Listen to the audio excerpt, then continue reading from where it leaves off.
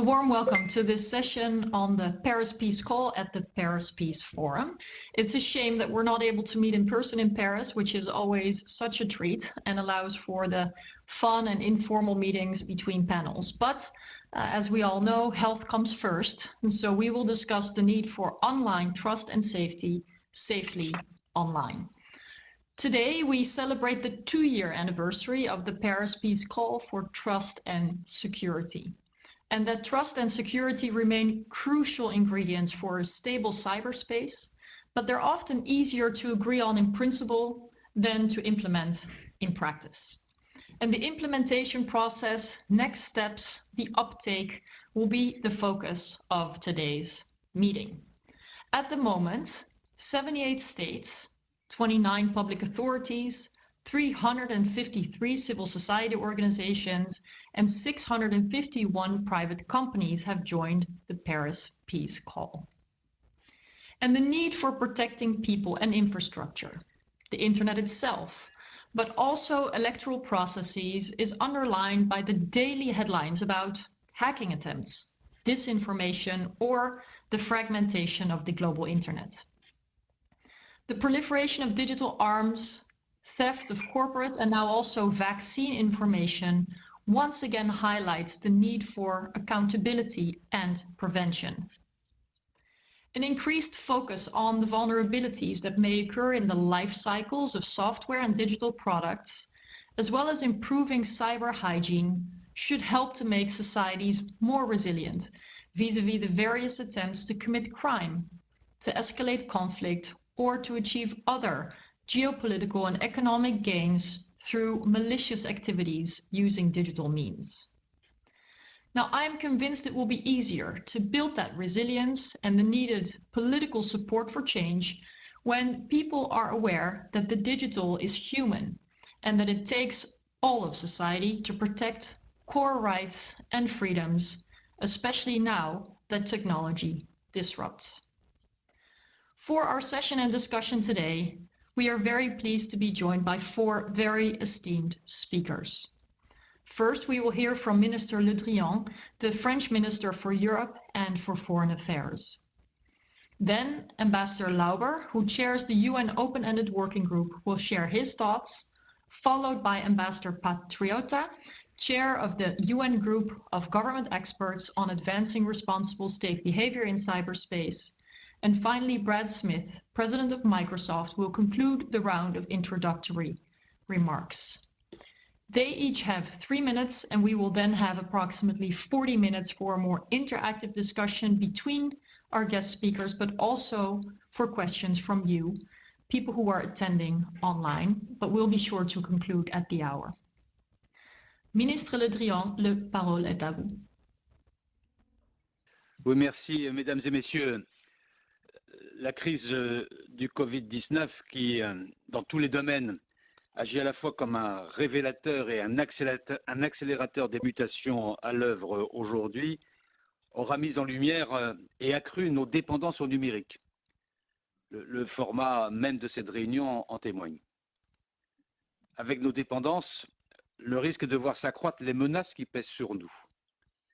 Nous l'avons malheureusement constaté au cours des dernières semaines. Je pense aux cyberattaques menées contre des hôpitaux, notamment à des fins criminelles. Je pense à la propagation en ligne des infodémies ou des messages de haine. Je pense à toutes les forces qui concourent à la fragmentation d'Internet, au péril de nos espaces publics et donc de nos libertés. Rien de tout cela n'est anodin, car nous savons, et la France aujourd'hui ne le sait même que trop bien, que ce qui se passe dans le cyberespace a des conséquences bien réelles et parfois extrêmement brutales dans nos vies et dans nos sociétés. Et devant cette accélération, devant ces dérives, je crois que nous devons redoubler d'efforts pour promouvoir un vrai modèle de régulation du cyberespace qui fait aujourd'hui figure de principal espace de non-droit du XXIe siècle. L'enjeu, c'est d'y porter les exigences de l'état de droit et des libertés fondamentales. Car les révolutions technologiques ne sont que ce que nous faisons. Elles n'abolissent pas la responsabilité politique. Au contraire, elles la placent face à des défis nouveaux Et j'insiste sur responsabilité politique car il me semble essentiel de rappeler cette dimension.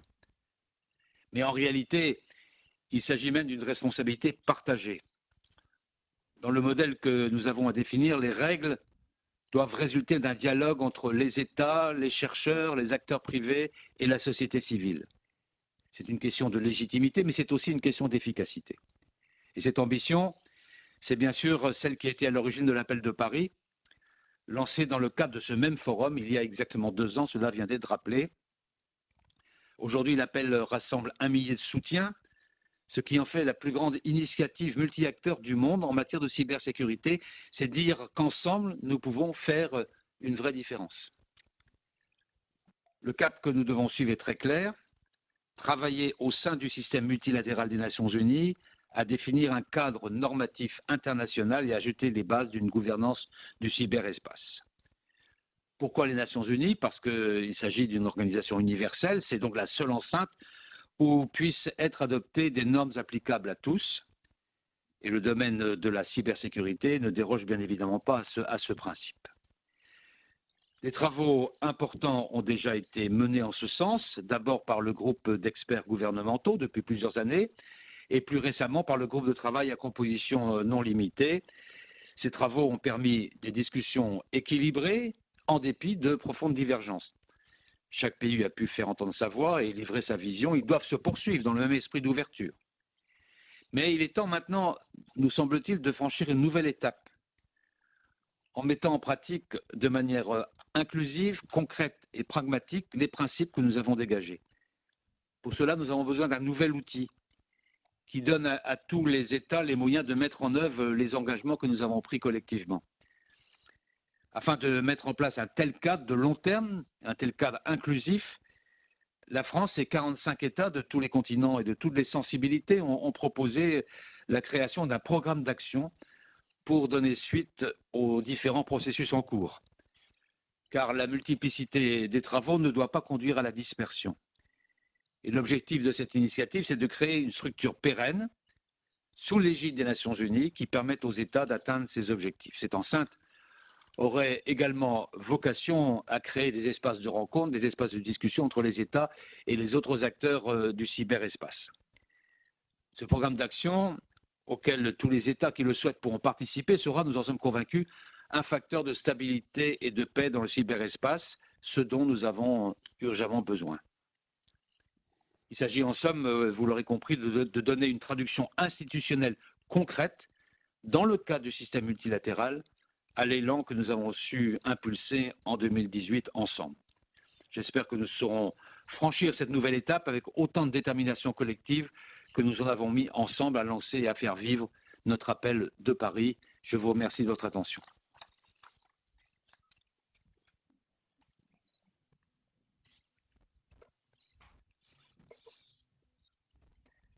Now we would like to move to the next speaker, and that is Ambassador Lauber, please.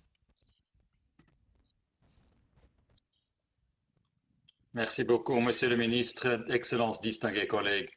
Je vous remercie profondément pour votre invitation au Forum de Paris sur la paix 2020 et pour cette magnifique opportunité de présenter les travaux du groupe de travail qu'on appelle en bon français la OEWG et que j'ai l'honneur de présider. La vitesse croissante à laquelle la technologie se développe et notre interconnectivité grandissante souligne l'importance de mener des discussions internationales sur la cybersécurité. Depuis 1998, l'ONU s'engage à promouvoir les discussions sur la cybersécurité. Le champ de la discussion ainsi que le nombre d'acteurs ont aujourd'hui considérablement augmenté. La nature partagée du cyberespace et la complémentarité des responsabilités des différents acteurs sont devenues évidentes dans la lutte pour un cyberespace libre, ouvert, sûr et sécurisé. Les initiatives comme l'appel de Paris en sont la preuve vivante.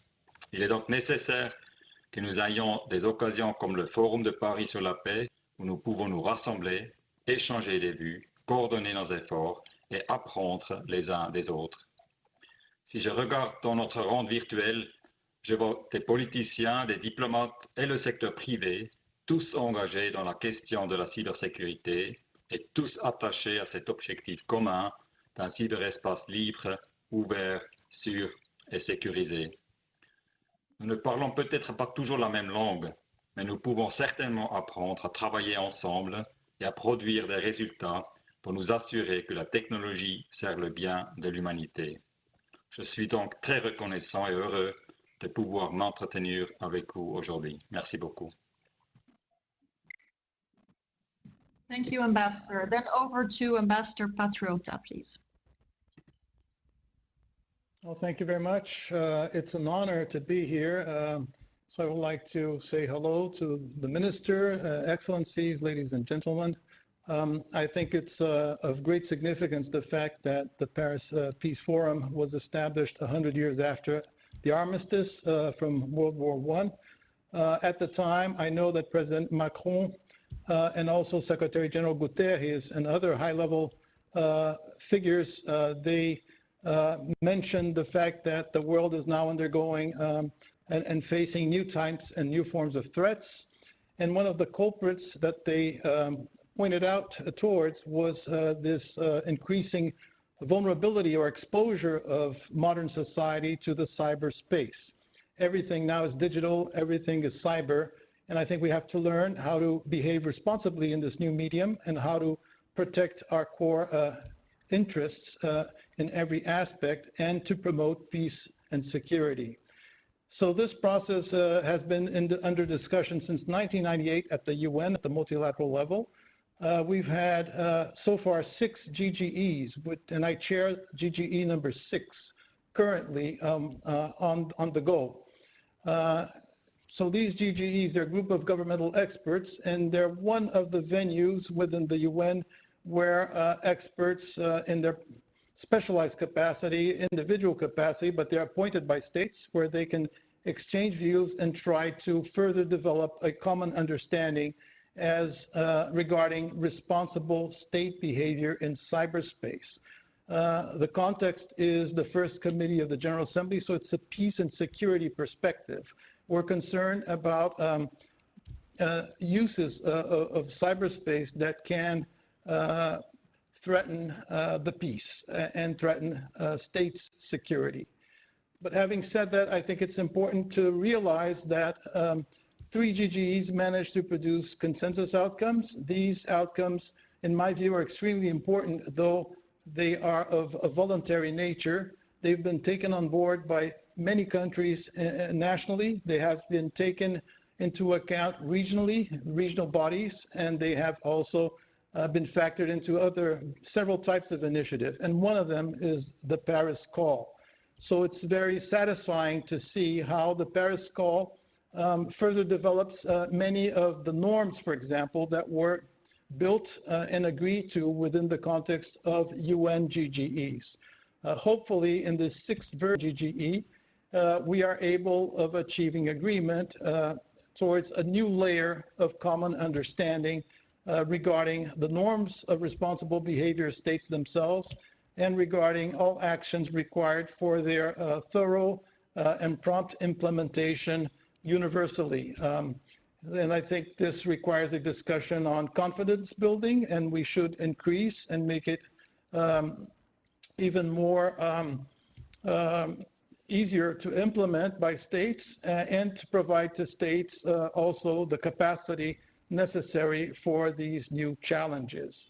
I think all avenues towards progress and convergence of views in this new domain are extremely worthwhile, and I think that the Paris Call in particular makes the link between state and non-state actors. So being a declaration that is open for adhesion by all actors, I think the Paris Call can further promote the norms of responsible behavior and can be a great platform for rallying around this common cause of using cyberspace in favor of peace. Wonderful. Thank you, Ambassador. Now we switch over to Brad Smith for the last introductory remarks. Brad. Well, thank you, Marietje.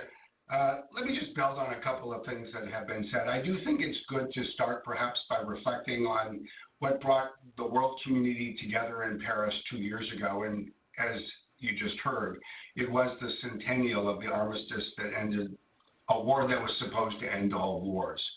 And so it was 2 years ago in Paris that we reflected on how much technology had changed and the new threats it was creating for the world. 2 years after that first meeting, I think we've seen throughout 2020 the continued spread of these threats, really threats to all of us. 2020 is a year where we've seen, as you've heard, attacks through cyberspace on hospitals. We've seen continuing attacks on political candidates and office holders. And most recently, we've seen attacks that are focused on the development of vaccines. I think all of this underscores the urgency of the action we're here to talk about.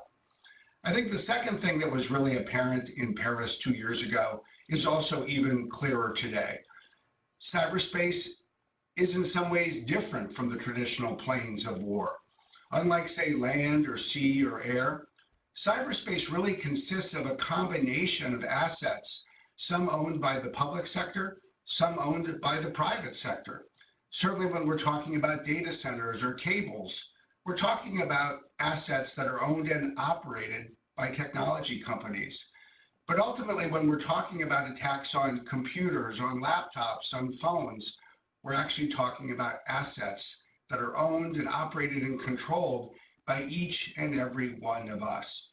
And what that means, I think, is that we not only need to continue to put even more energy into the traditional forms of intergovernmental discussion and action, but we need to focus on multi-stakeholder action as well.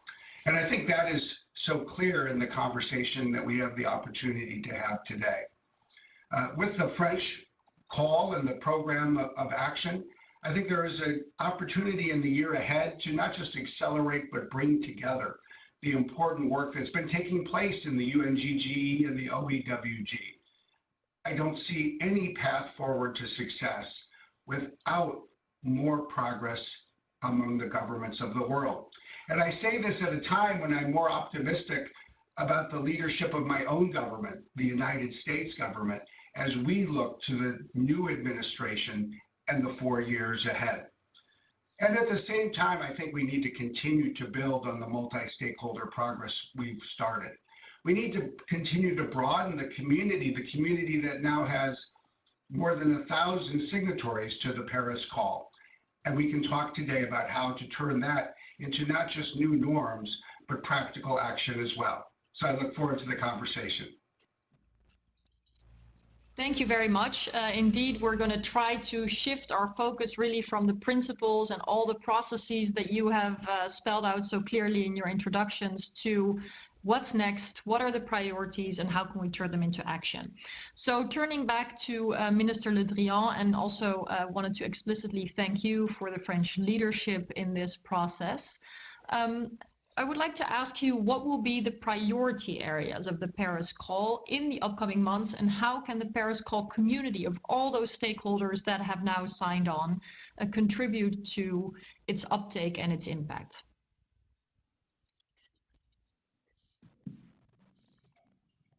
Merci. Sur l'appel de Paris, nous avons pu consulter l'ensemble des soutiens de cet appel au cours de cette année pour comprendre leurs préoccupations, et ils ont tous témoigné d'attentes fortes en matière de normes internationales sur lesquelles nous travaillons aux Nations Unies, et c'est l'objet de l'initiative que j'ai annoncée tout à l'heure, la nécessité d'avoir un programme d'action aux Nations Unies. Mais pour préparer cette initiative, pour y contribuer, nous avons décidé d'explorer des pistes concrètes, parce que la demande forte est une demande de coopération concrète pour faire progresser de manière effective le niveau de cybersécurité globale.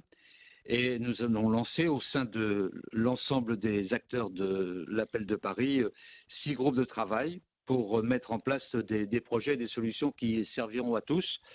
L'un de ces groupes portera par exemple sur le renforcement des capacités des pays émergents, un autre sur la conception d'un index de stabilité cyberespace, un autre sur le développement d'outils concrets pour améliorer la cybersécurité.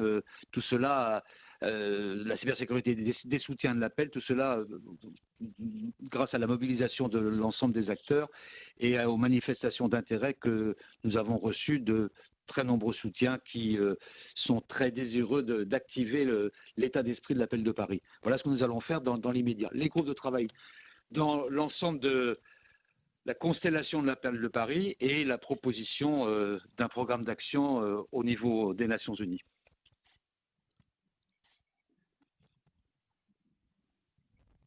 Wonderful. Thank you so much, Minister.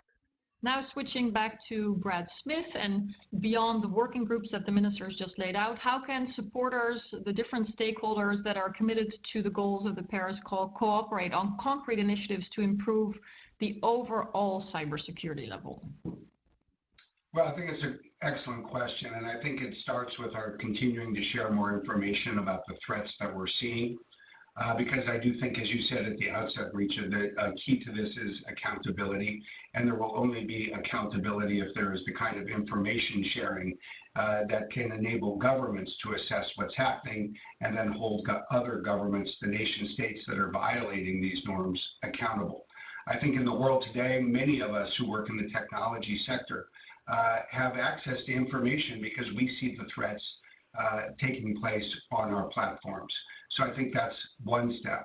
I think a second step really involves our continuing work to share best practices and really create new tools together. And I think you just heard the reference to the development of these new tools.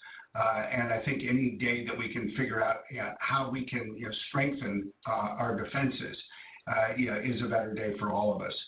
And I think the third is really for all of us to get involved in these various communities where we best fit in.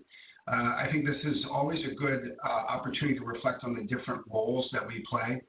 I think governments have a unique and frankly the most important role to play in this space because they set the norms, they define the laws, they create the policies, and they act on behalf of the public. But we've seen throughout this that NGOs have an increasingly important role to play, including in information sharing and the spreading of best practices, and the business community, especially the technology sector as well. So I think if we each can do our part, I think we'll find that collectively we're able to make the most progress. Wonderful, thank you. Now moving back to Paris, at least online, another question to Minister Le Drian, which is beyond the working groups that you explained and the commitment to the UN work. Could you speak more about the way in which international norms can be advanced and what you, on behalf of the French Republic, but also other governments, are doing towards that effort? L'essentiel, c'est d'appliquer les normes internationales et ne pas uniquement nous en tenir aux principes. Et donc, en lançant des groupes de travail, nous voulons faciliter les collaborations pour l'application des normes internationales et développer des outils qui serviront à toute la communauté. Donc, quand je vois le soutien que nous avons dans cette initiative, je pense que nous sommes là au bon endroit et dans la bonne démarche pour que les normes agréées universellement ne soient pas uniquement des normes en l'air, mais se traduisent très concrètement dans l'action. Et j'entendais Brad Smith dire tout à l'heure, chacun doit jouer son rôle. C'est notre rôle de faire en sorte que les principes se déclinent dans des actions concrètes. Et c'est précisément pour cela que nous voulons lancer aussi cette initiative du programme d'action.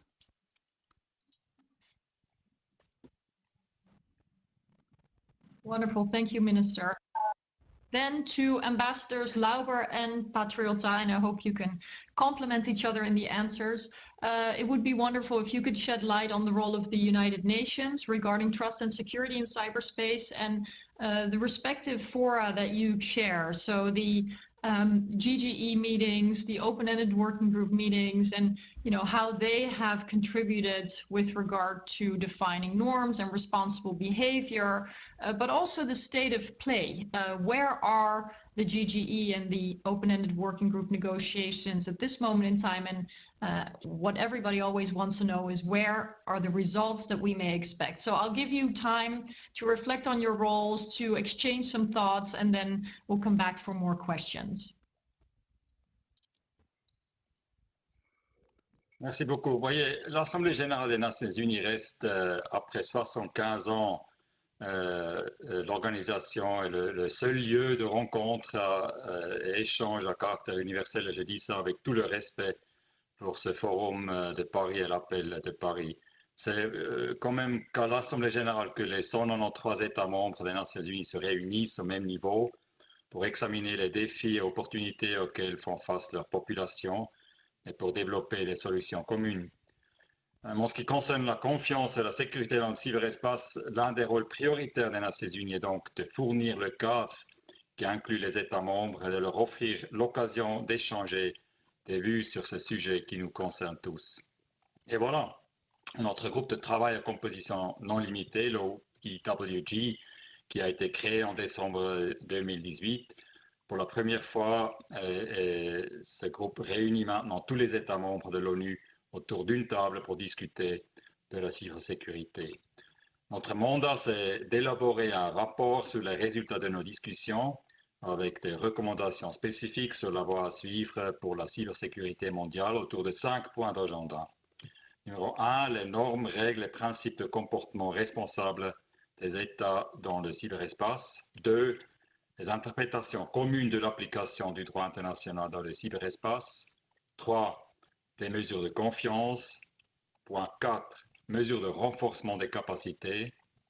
Et point 5, la possibilité d'un dialogue institutionnel régulier ou légitime de l'Organisation des Nations Unies sur les questions de cybersécurité. Un simple rapport peut sembler comme peu, mais en fait, pour de nombreux États membres, ce groupe de travail constitue une première occasion de partager leur point de vue sur la cybersécurité dans le cadre d'un dialogue institutionnel au niveau mondial. Et à ce titre, les discussions qu'on a déjà eues étaient très riches. Au cours de nos discussions, les membres du groupe ont partagé leurs expériences en matière de cybersécurité, leurs lacunes, leurs meilleures pratiques dans la mise en œuvre des normes convenues. De plus, ces discussions ont émergé sur de nombreuses propositions de nouvelles normes telles que la protection du cœur public de l'Internet et la non-ingérence dans les processus électoraux. Alors, le groupe de travail, l'OEWG, nous permet d'apprendre les uns des autres, de mieux comprendre les différentes positions des États membres et de développer une compréhension commune des défis existants et potentiels aussi, et des solutions requises. Merci.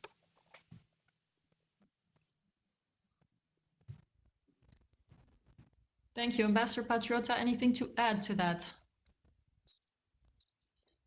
Well, I entirely agree with Ambassador Lauber. The GGE is the older mechanism that has been working for many years. And I think the relevance it has so far is that it's in a position to further advance the norms of responsible behavior. Of course, I think the norms are essential. They're important because it's a bit of a norm-setting exercise. This should be done globally and at the UN inside the GGE. There are 25 members, but it's a reflection of different regions and different interests regarding cybersecurity. So I think it's representative.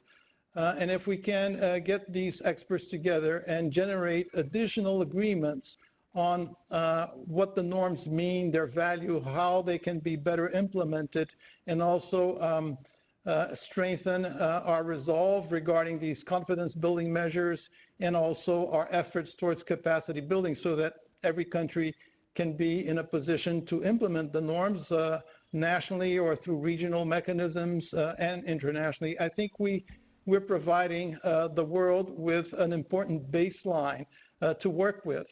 When I have coordinated with certain regional bodies, it was important to me to see that most bodies working on cybersecurity, they take the GGE agreed 11 norms as the basis for their work. So there is a trickle-down effect that occurs. It helps to universalize states' postures regarding cybersecurity. So to the best of our efforts, if we can really get an agreement that deepens the current level of understanding that we have with the 11 norms, if we can deepen an understanding on their relevance and make more headway regarding our view, for example, as how international law applies to cyberspace and how we can better protect human rights in cyberspace and how we can better protect peace and security in cyberspace. And I think this is critically important, but the work of the GG is not exclusive. I think cyberspace is important enough that everybody should be working on it, cybersecurity, I mean. So I don't think there's going to be ever too many bodies working on cybersecurity, because cyber to me is the new world as it exists, and to protect our interests in it and to ensure safety and peace and security, I think we all have to work in the same direction. The GGE is one venue. It provides the possibility of deeper technical discussions amongst countries that represent the international community, but also the open-ended working group is universal in nature. And then we have the Paris Call. We need the non-state actors to provide their views, their inputs, and also their commitment, because states cannot do this alone. It's a new challenge for peace and security that we need to tackle together. Thank you very much to both ambassadors. And now opening up to all of you for the following question.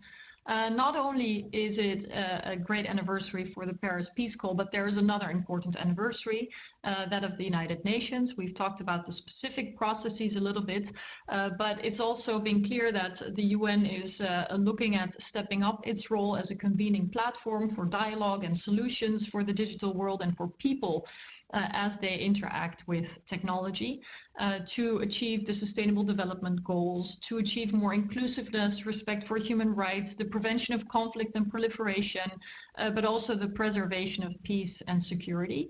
A lot of these ideas and ambitions were spelled out in the roadmap for digital cooperation. And the question that I think a lot of people that may also be listening today would have are, how can different stakeholders make their voices heard in the various UN negotiations and processes towards the digital sphere? Anyone who wishes to start, I leave it up to you. Minister Le Drian, please, you have the floor. Oui, j'ai entendu tout à l'heure Monsieur Laubert sur le rôle important de l'Assemblée générale des Nations Unies. Et bien évidemment, je ne contesterai pas son observation. Les Nations Unies sont le seul lieu qui permette la discussion d'État à État, et c'est le seul lieu où la prise de décision en matière de paix et de sécurité peut être prise. C'est le fait d'acteurs souverains. Il n'y a rien à dire là-dessus. C'est bien évidemment là que, in fine, se font les décisions et se fait le combat contre l'insécurité et pour la paix. Pour autant, les technologies du numérique concernent aussi bien les États que la société civile et les entreprises. Et les États ne peuvent agir seuls. Et donc, je pense qu'il est nécessaire de créer des espaces de dialogue et d'échange entre les États et les autres acteurs. Les États, sans préjudice de leurs prérogatives, qui sont tout à fait essentielles, doivent pouvoir bénéficier de l'expertise des autres acteurs et prendre en compte leurs préoccupations. Et c'est ce qui nous a encouragés à lancer l'appel de Paris, parce que la composition des acteurs de l'appel de Paris montre leur diversité et leur complémentarité, ce qui nous permet d'avoir des consultations très, très larges, et ce qui nous permet d'avoir aussi les groupes de travail que j'ai indiqués tout à l'heure pour progresser dans le côté concret des propositions. Et c'est aussi la même logique que nous voulons soutenir lors de la mise en place du programme d'action sous l'égide des Nations Unies. Si vous me permettez, évidemment, je suis tout à fait d'accord avec Monsieur le ministre. Aussi, ce forum de Paris, j'en suis convaincu, va faire une contribution importante pour les discussions interétatiques qu'on a dans les deux groupes des experts, mais aussi la composition non limitée. Dans notre processus, on a eu l'occasion en décembre dernier d'organiser une réunion intersessionnelle avec ce qu'on appelle encore en bon français avec les stakeholders. Il y avait en effet pendant 3 jours en même salle les représentants des gouvernements, à New York les représentants de la société civile, alors le monde académique, la société civile, les ONG, mais aussi le secteur privé. Et je dois dire que dans ma longue carrière diplomatique, entre-temps, j'ai rarement vu un tel échange tellement vif, tellement intéressant, tellement engagé entre ces différents groupes. Et comme ça, on a en effet, à part des discussions strictement intergouvernementales, même dans notre processus, un aspect échange avec des autres acteurs. Et je suis 100% d'accord avec Monsieur le ministre, c'est primordial, c'est important. On sait très bien qu'autour de 90% de la technologie dont on discute ici est fournie par des sources non étatiques. Il faut absolument les comprendre. J'ai d'ailleurs aussi toujours offert à tout le monde de les écouter, de participer à des événements avec la société civile, d'autres acteurs. Et j'encourage encore tous ceux qui m'entendent aujourd'hui, qui nous regardent aujourd'hui, de nous fournir vos propositions, vos soucis aussi, vos concerns, et on en prendra compte. Tout à fait d'accord, Monsieur le ministre.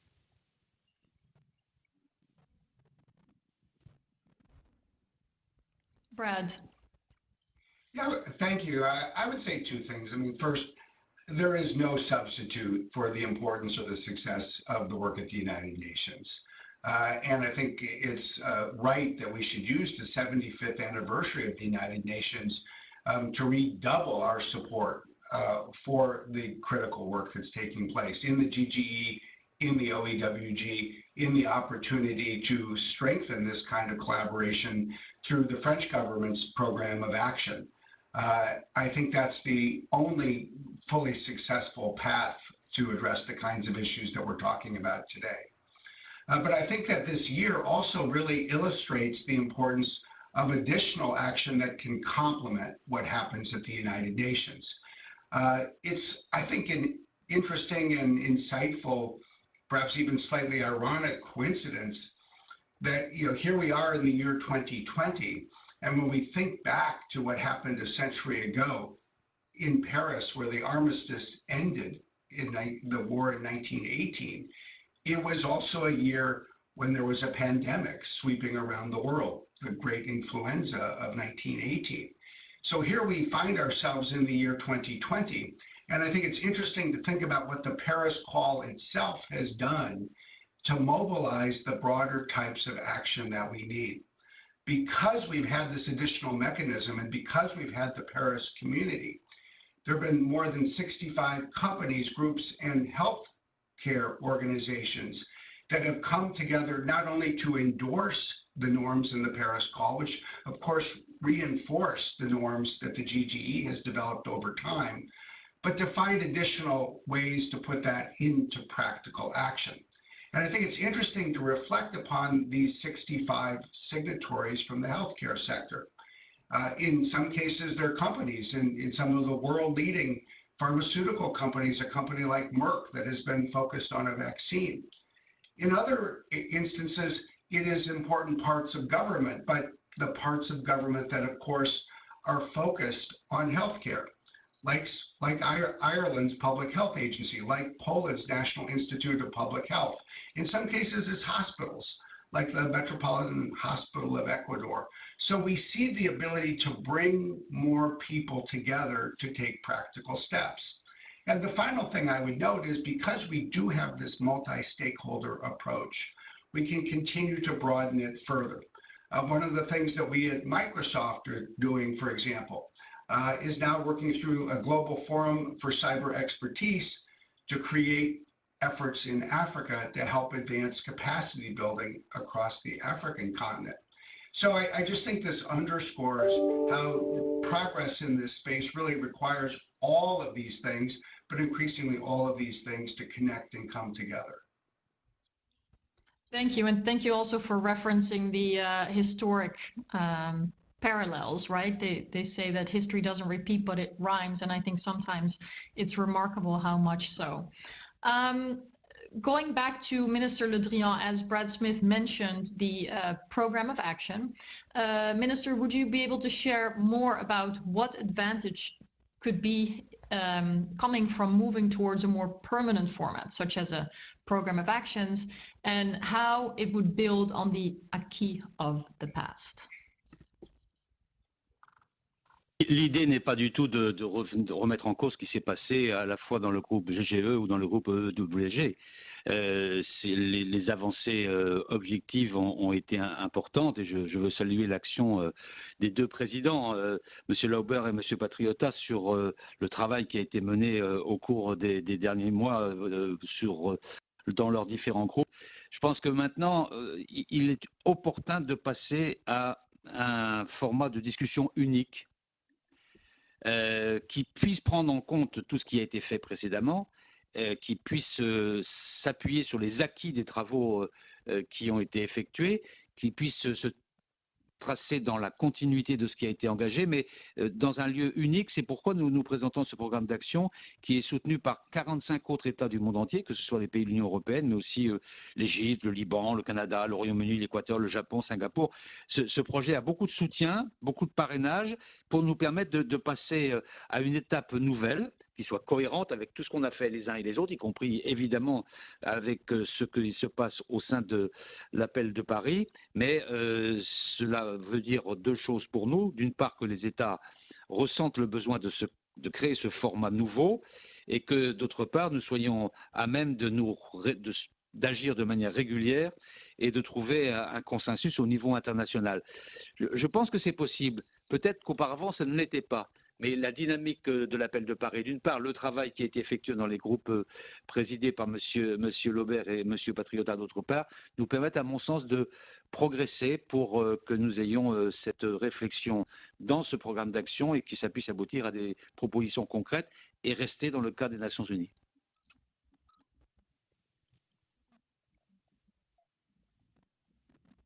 Thank you very much.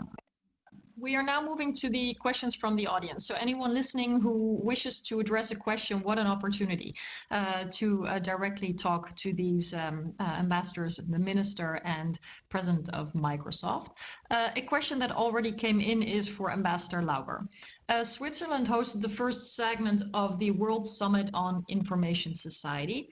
Should NGOs be revisiting the outcome document of that segment to glean pertinent information from it?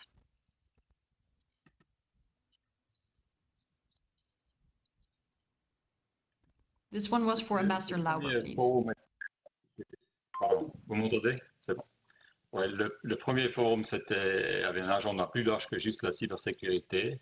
Je pense que ce qui a montré ce forum, et là, je suis très content d'avoir M. Brad Smith avec nous, je pense qu'il y a un consensus qui est en train de s'établir sur la nécessité d'une gouvernance globale sur les questions du cyber, de l'Internet, etc., de cette nouvelle technologie.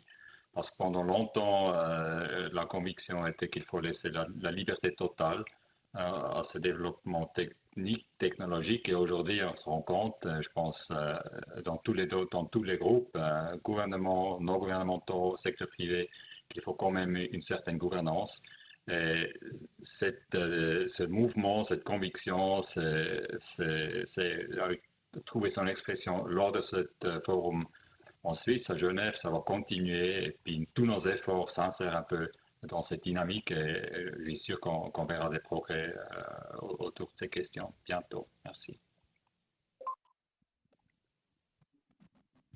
Thank you so much. Then over to Ambassador Patriota. How can the relationship between the GGE and the open-ended working group be strengthened? Is there an opportunity to work in the same direction and with the same goal? And then also, how does the program of actions and the Paris call, how do they fit together? Well, the 25 experts that work in the GGE, they are also represented in the OEWG, in the open-ended working group. So all experts can be a channel for conveying to one and the other group what is happening in each. Ambassador Lauber and myself, from the beginning, we've made every effort possible within our respective mandates. We work under mandates from the General Assembly, but we made every effort to try to show a common front and a common sense of purpose. We are willing to do what is possible to make sure that outcomes are consistent and mutually supportive. We don't want processes eroding each other's outcome. And we both work under consensus, meaning that probably we're joined by the hip. I think outcome in one group establishes outcome in the other group. Most probably, I think there should not be outcome in only one of the two groups. This would not probably be acceptable to members. So we're joined by the hip. Then we have, in my mandate, I have the task of coordinating with regional entities. So we held meetings, in-person meetings in 2019 already with the European Union, with the Organization of American States, with the ASEAN Forum, with the African Union. And in several of those meetings, we were there together, presenting a common front, a common sense of purpose. We acted together in all these venues. And I must say that at the regional level, there was no obstacle to participation from states and non-state actors. And in fact, in the African Union, I was lucky enough to be able to join a meeting of what Brad Smith had just referred to, the Global Forum on Cyber Expertise. I also had a joint session with the Global Commission on the Stability of Cyberspace. So things percolate. We're not enclosed among 25 experts. We're just trying to converge and produce a valuable outcome, but we're listening to all. We go all places. I'm here having this chat with all of you, and I take back what all the input I get is taken back for discussions under the GGE. Thank you very much. I think all of your comments and introductory remarks have been very aspirational and ambitious and underlining all the various steps that can still be taken. I want to try to also look at what the challenges are. So in your comments, you've touched upon capacity building as something that's necessary, but realistically, there could also be a difference between the political priority that is attached to the topics of stability and trust in cyberspace and the broader agenda of the application of rights in the digital world, or there can be simply different goals and objectives, not only between governments, as we can see with our own eyes globally, but also between the different stakeholders. So I think it's important to recognize the political nature of some of the processes that each of you are involved in and are steering. Is anyone willing to speak about what challenges there are and how they may be overcome?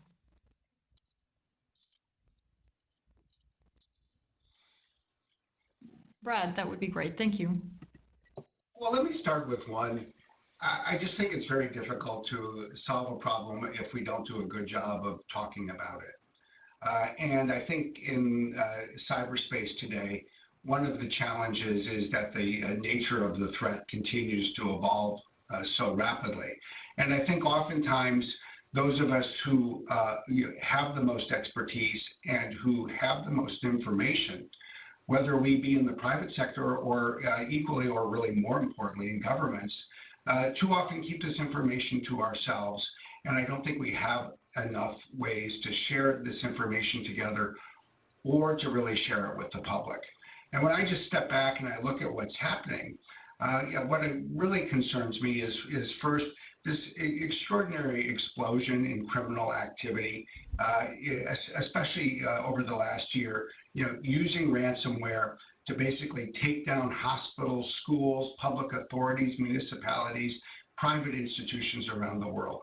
Second, I do think we should continue to worry about the number of countries, a relatively small number of countries, that are bringing very concerted nation-state attacks.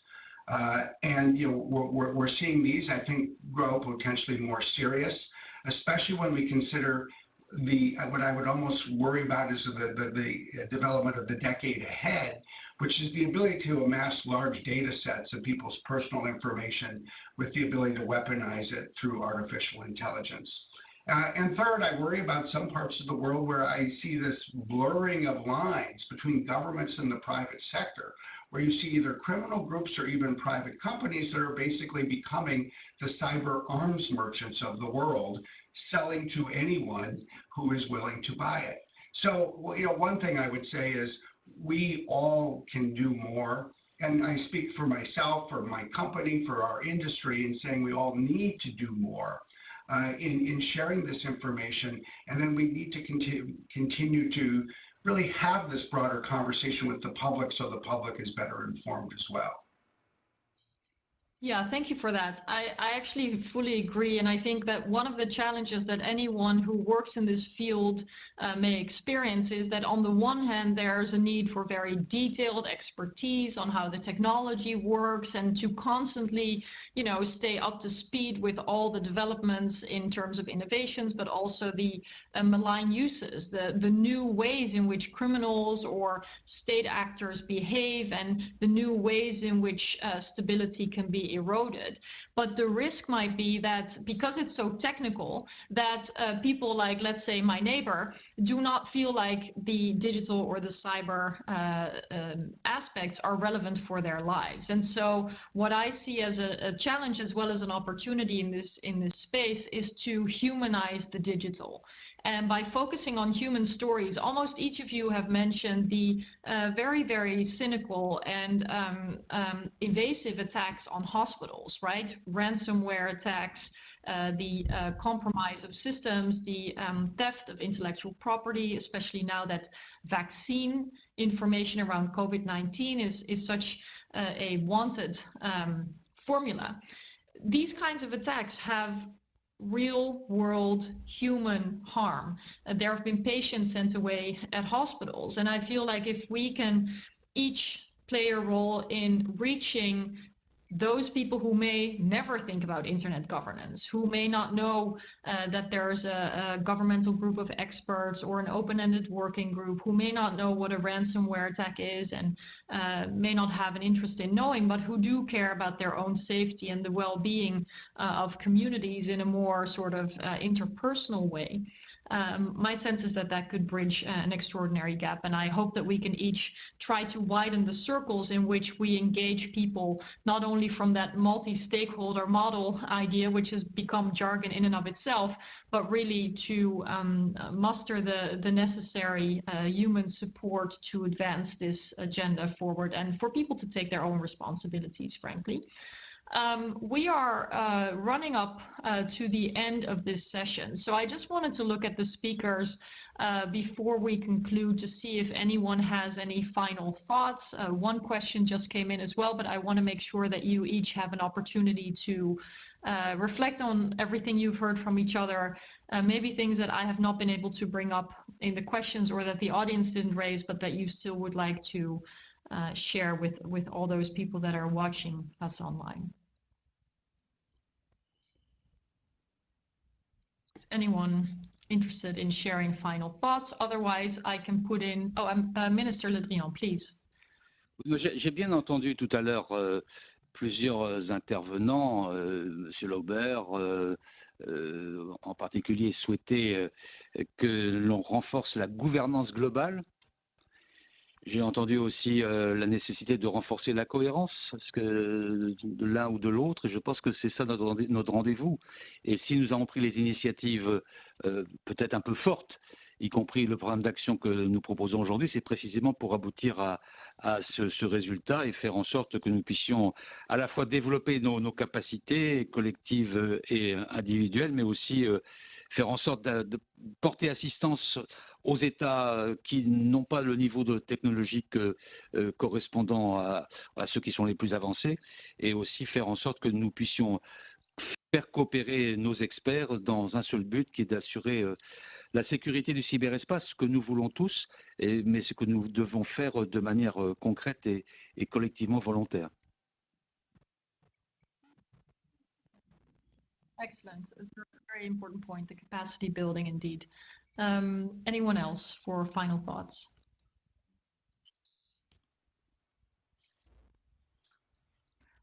Well, I Yes, would Brad, say simply, you.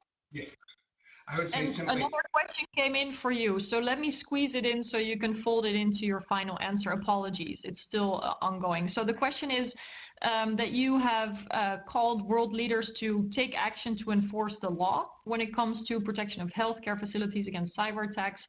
The question is, could you explain how it is possible to enforce the law in cyberspace? What might be the biggest cybersecurity threats that have not been fully discussed yet, and how can they be overcome? Thank you. well, it's a big question. Let me just try to offer two quick thoughts. One is, look, this is not a world without law. I think that one of the reasons we're having this conversation is because we do have international laws, including the Charter of the United Nations itself, that governments can use to hold each other accountable.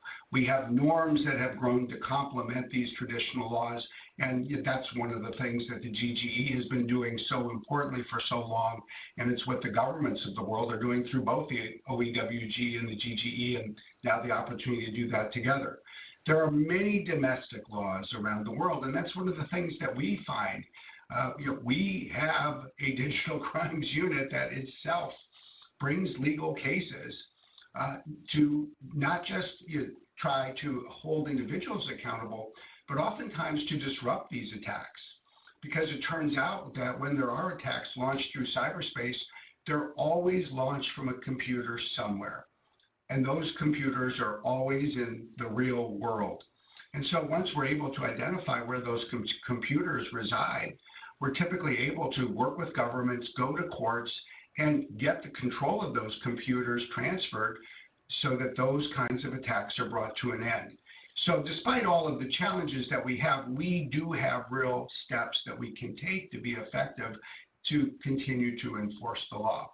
And then I would just say in conclusion, I think with this excellent conversation, what I hope we'll do is that we'll resolve that we'll do this again in 12 months, that we will be optimistic that we can do it in Paris in person, as you said at the outset.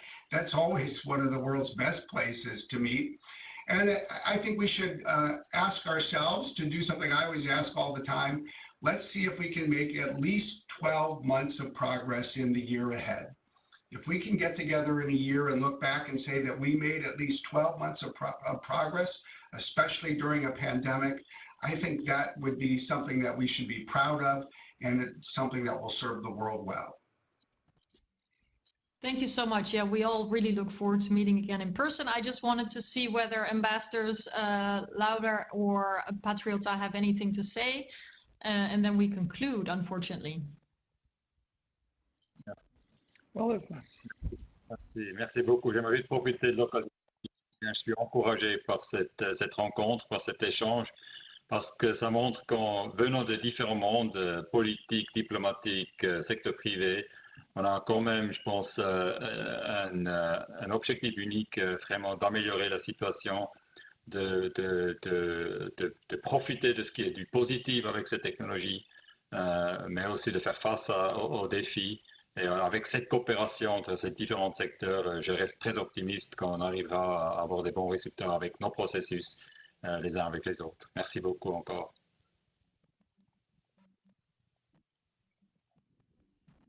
Thank you so much. Ambassador Patriota, any final thoughts from you? yeah, thanks. On my side, I'm not a representative of the GGE as such. I'm just one of the members and the chair. I'm a facilitator of consensus. Let's say that's how I see the work.